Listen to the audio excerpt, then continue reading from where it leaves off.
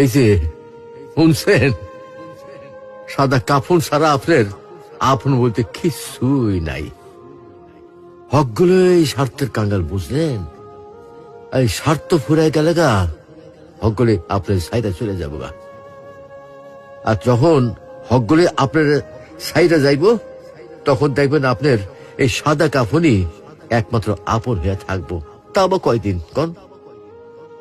আহারে জীবন, কিসের লাইগা এত কিছু করতেছি? এরই নাম কি জীবন? এই আছি, এইটাই ফুটুস ফুটুস। কিছুই তো আমার লোকে কবরে যাইব না। না যাইব আমার শখের মোবাইল ফোনটা, না যাইব আমার শখের গাড়িটা, আর না যাইব আমার শখের বাড়িটা। কিছুই সাথে যাইব না।